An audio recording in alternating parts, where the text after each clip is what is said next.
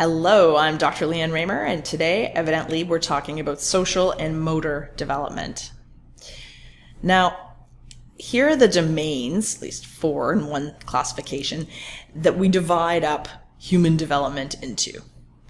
And we now, of course, know that development's a holistic process, and none of these domains happen in isolation or occur in isolation.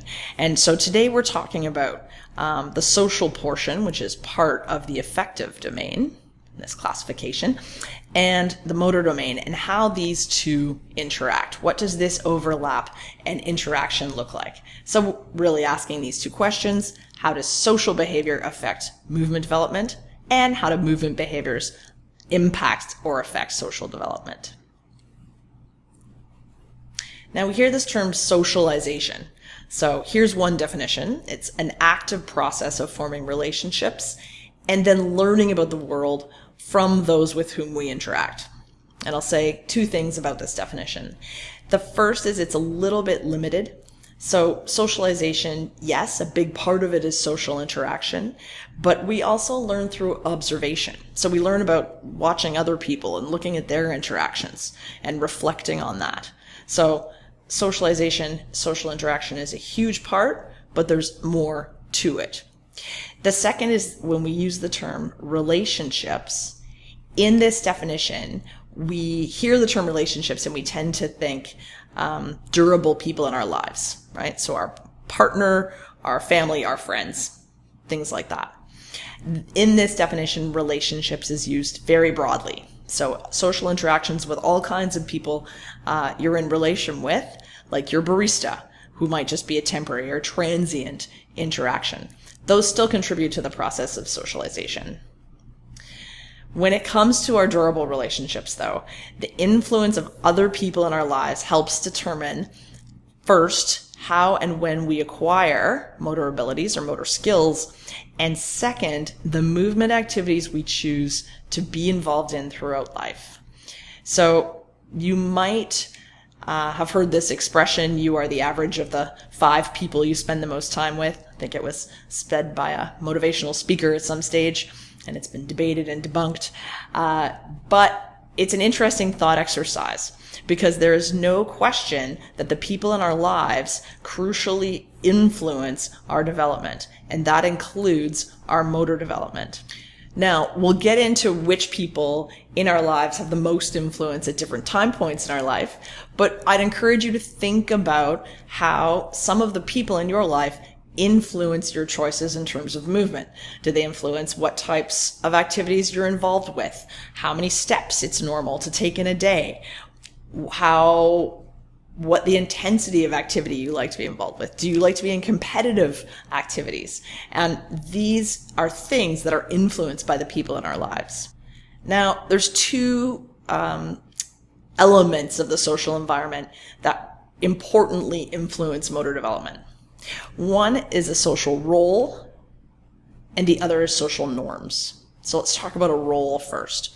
Your social role is your position in any network. And so you play a whole bunch of different roles in your life in multiple networks. At your job, you might be a manager or a supervisor or a trainer. In your family, you have multiple roles. You could be someone's brother, someone's uncle, someone's son. And so all of these roles carry with them expectations on human motor development. What should you be able to do in that role? And what are sort of normal, acceptable motor activities for someone in that role?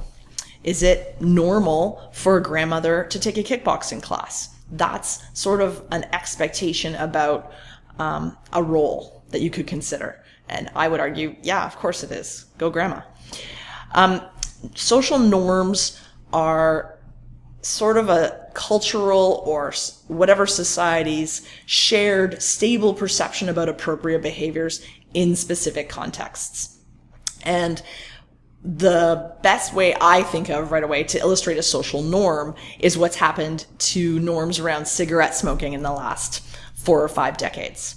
So 40 years ago, it was perfectly normal to smoke on an airplane. So you get on an airplane and lots of people are smoking cigarettes at their seat.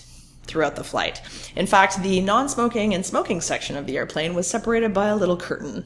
So if you chose a non-smoking seat, you could be seated right behind someone who was happily puffing away throughout their flight.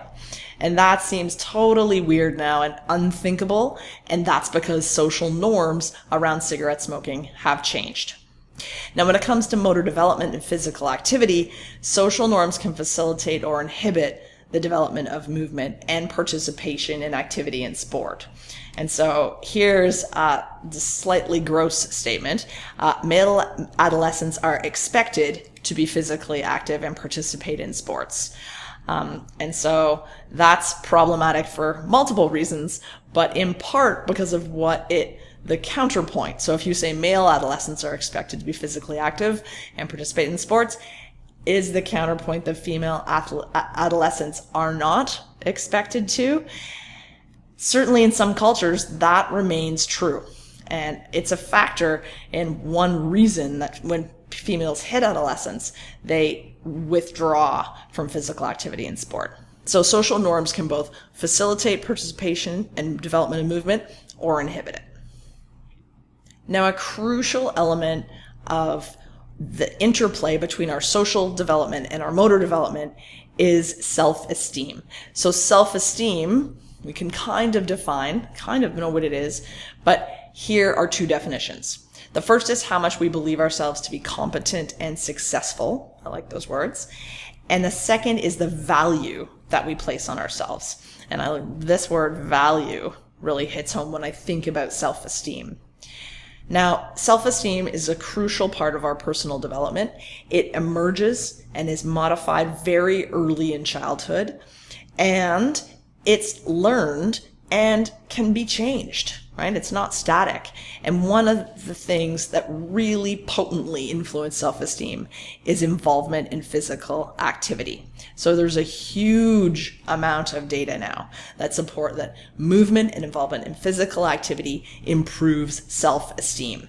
And this is thought to be one of the key ways that exercise acts as a mental health intervention. So a way to improve mental health.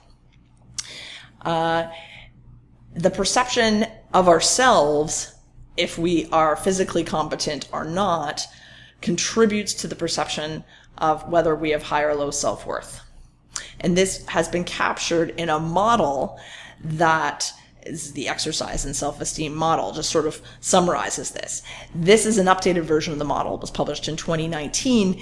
The original sort of model was published around 1989, I believe. So this is not a new idea. And so this link between physical self-efficacy, how competent do you think you are at movement, and self-esteem is sort of mapped out here. So physical self-efficacy, which I can't say, contributes to our competence in sport, our physical strength, our physical condition, and whether or not we perceive our body as attractive. That's obviously subjective. And this, in turn, all of these factors together coalesce to give us our physical self-worth, and that, in turn, contributes to our self-esteem. Now, our self-esteem, this is just our self-esteem in a physical domain. Obviously, there are other domains. We might have a separate view of ourselves cognitively or socially. This model contains sort of the offsetting metric of physical acceptance, right? So it's going to be our physical self-worth and our physical acceptance of where we are that ultimately dictate how this impacts self-esteem. So this is just a model summarizing the really crucial relationship between physical activity and self-efficacy, how competent we physically see ourselves and how we feel about ourselves in general. Now, we said that different people in our lives have different influences on motor development at different stages. So let's take those stages one by one, starting with infancy.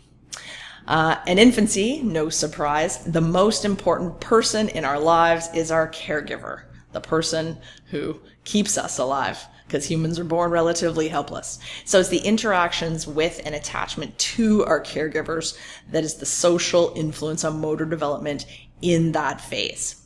And in infancy, there's sort of 4 stages, and they are both motor stages and social development stages. Surprise, surprise, because those two go together. So the first is a reflexive stage, right? So there's a lot of infant reflexes like rooting and sucking and grasping. And these are not just motor behaviors. They also form a bond between the infant and the caregiver, right? So when a baby grasps your finger, you feel good. And so you're socially bonding as well as developing motor strength. The second sort of phase, as the special senses develop, particularly vision, is the ability to distinguish between strangers and familiar figures in your life. So the second stage of infancy, you can turn your head and your vision has improved, you can align your eyes better, and all of a sudden you can discern your caregiver from someone else, someone random. The third stage is locomotion. Makes sense. So locomotion enables children to get closer to the object of attachment. And if you've ever tried to cook a meal, well, you have a toddler wrapped around your leg, you're carrying them around the kitchen on one leg, you know what locomotion does. So it enables kids to move to their person faster, and I will say persistently. And finally, the last stage is control of arm and hands. And control of arm and hands allows infants to pursue and react to social touch. And so you can see how all of these motor stages of development closely map and contribute to phases of social development and attachment. Now, when we get into childhood, the social influences on motor development expand. So a child's world is expanded beyond exposure to a caregiver or a couple of caregivers. And so these are the 3 big categories: family, school, and this big one, play. Now, family and school are sort of obvious, right? So family, put a little doop-a-doop.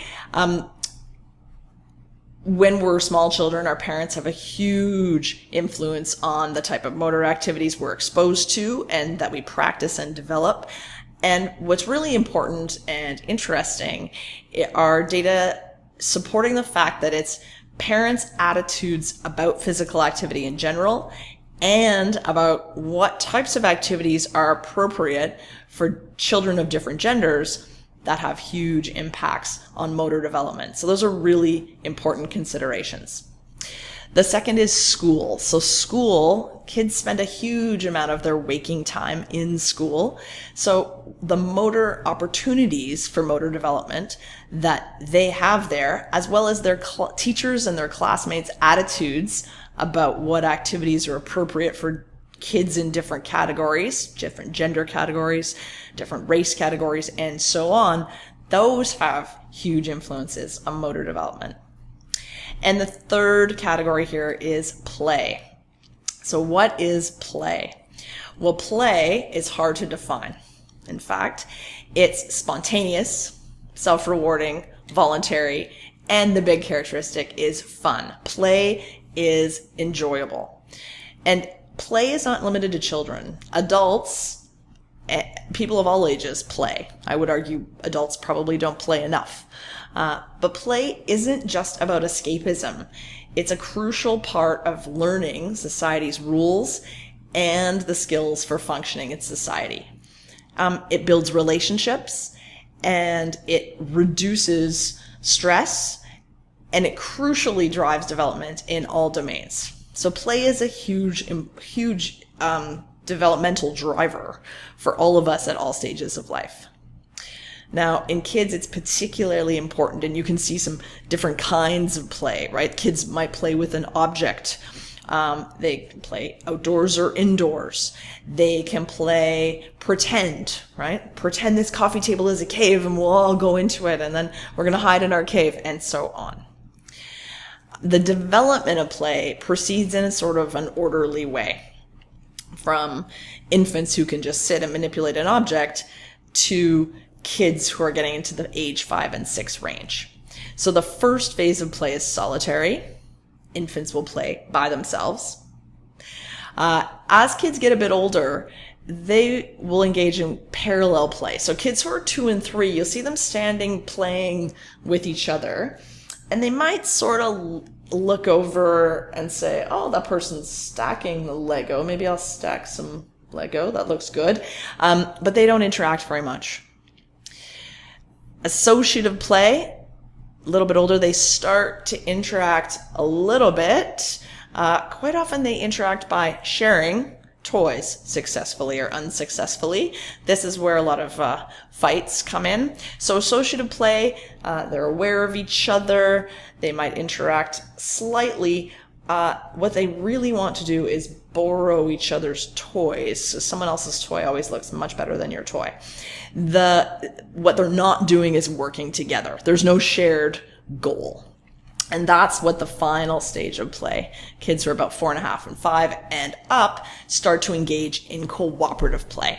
And cooperative play is advanced in terms of both motor development. They move more and physically organize more, and also social development. So in cooperative play, kids form social units, and a leader often emerges in cooperative play. So they're developing leadership skills. The leader, interestingly, in any social unit in cooperative play is often the kid with the most advanced motor skills. And so that's just a little example of how motor and social development interplay in play. Interplay in play. When we move into older childhood and adolescence, the peer group emerges as a really important social influence on motor development. And so if I think about sort of the 3 big influences, I go peer group, team play, and gender role identification. So there's 3. Let's talk about the peer group first. So when you become a teenager, your peer group begins to take an outsized role in influencing all aspects of your behavior, including physical activity and motor development.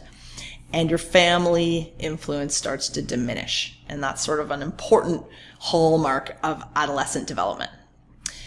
Now, how are these peer groups selected? They can be all kinds of ways. Gender is one that's popular. Race and ethnicity are 2 others. Academic achievement, sometimes that creates peer groups. Level of popularity, whatever that means. Interest in physical activity is one. And that's, of course, one that's relevant. If your peer group in adolescence is sporty, you are more likely to participate in physical activity. And so it's just a real clutch, crucial time. And it might be the time in life where you are the average of the 5 people you spend the most time with rings truest. So still obviously a simplification, but it's a really interesting consideration. Now, not only are peer groups formed on the basis of these things, but people are excluded from peer groups on the basis of these things. So people are socially excluded based on things like level of physical activity or prowess or body weight, right? Being an adolescent is tough. And one reason it's so difficult is the phenomenon and outsized influence of peer groups. The second thing that older children and adolescents often engage in is team play, right? And team play crucially influences both social and motor development. So they're inextricably linked on a team. When you join a team, teaches us about leadership skills, cooperation, sportsmanship. All kinds of good things can come out of team play. But a team is not always easy. Any of us who played on a team know that when you're playing well, you're popular, you get lots of play time, get lots of attention from the coach. When you're playing poorly, if you're having an off season, not so much. You can be socially ostracized, and both of those are feed forward, right? So if I'm playing well and I get more play time and more attention from my coach, I'm going to play better. And so that's a really interesting interaction on a team between social and motor development. And finally, gender role identification. So this is a huge one. How do we decide which activities are appropriate for people of different gender expression, and which activities are people of different gender expression likely to succeed at or not. So the one that sticks with my mind is run like a girl, throw like a girl. I mean, those are really good examples of terrible gender stereotypes. And think about the message that gives to children, and what does that even mean? What emerges when people of one gender expression do something that's against the gender stereotype is a role conflict. And so I'll give my personal example. In my hometown, which was teeny tiny Northern Ontario a few decades ago, girls didn't play hockey. And so I went to sign up for hockey, and somebody laughed at my dad. I was holding his hand, he was 6, and somebody laughed in my dad's face and said, "Figure skating's over there." And so that's an example of a role conflict. I ended up playing hockey anyway, despite that person's incredibly unsupportive attitude. And I love hockey. But it was a role conflict for me to play hockey as a child in an environment where the gender stereotype was against a girl playing hockey. Now, when it comes to early adulthood, there are some significant life events or social factors that have the potential to really negatively impact our motor behavior and our physical activity. So, what makes us start to move less? Well, on average, these are the big 3. One is a change in relationship status or coupling up with someone in some sort of relationship. Doesn't have to be a marriage. 2 is having children, especially young children. So really young children, the period during which you have young children, and leaving school and going to work. So all 3 of those on aggregate average have the potential to trigger a dramatic decrease in physical activity. And what we all have to do then is fight to counteract the tendency for these to reduce physical activity.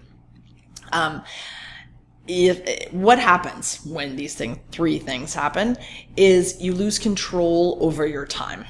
And we all know that when time pressure hits, one of the hardest things to do is stay physically active, even though it's the thing we probably need to do the most, as we've already said, for our mental health and our self-esteem and our social and other well-being. But if we're not careful, these events can, especially in aggregate, cumulatively, trigger a lifetime decrease in strength, cardiorespiratory endurance, and flexibility. And so this is the time when we're all at risk for these things starting to go downhill. In middle and late adulthood, different things happen. And these things can go either way. There's less of an influence, less of a clear directional influence that these things have on our physical activity.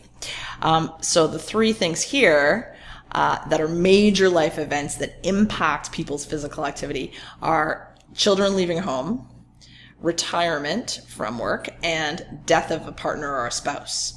And so these are the major life events then that have the potential to trigger a big change in physical activity. And for these, the data are less clear. It can go one way or the other. You might think someone, they're retired. They have all the time in the world for exercise now. They're going to pursue all these physical hobbies that they never did. It doesn't always work out that way. So different individuals have different responses to these events, but for everyone, it tends to trigger a change in movement behavior. In middle and late adulthood, it's really important to remember your kids are older, so you're not tied to your kids as much. The influence of the people around you has a huge impact on whether you're going to let your physical development and your movement and physical condition deteriorate, or whether you're going to keep at it, keep moving, and fight off that deterioration. And a huge stereotype that influences what happens to us in middle and late adulthood is ageism. This phenomenon of ageism, that older adults aren't capable of physical activity or participating in sports, that's a huge problem. If older adults see themselves as, oh, I can't do that, I'm too old, guess what? They will lose the ability to participate in that sport or that activity. And so ageism is something that really has to be combated, and it's a really important consideration in how social development and social environment modifies motor development and activity. Now, this is a relatively depressing depiction of what can happen in aging, and this is called the exercise aging cycle. I will say this is common, but it is not inevitable. So, for one reason or another, physical activity can decrease in age, and as a result of physical activity decreasing, things like strength, flexibility, and energy decrease, self-esteem decreases, and we start to feel bad about ourselves. We feel like we can't exercise, we're too old, so we exercise less, and so on. And all of that decrease then increases the risk of heart disease, high blood pressure, aches and pains, more body fat, and feeling and acting with one's age. And so you can see how ageism drives the cycle in this direction. Now, the good news for all of us is that the cycle can be driven in the opposite direction. So we can flip all of these arrows around, invert them just by staying active in old age. And it's really important as a society that we aim to keep older adults active because it's such an important determinant of health.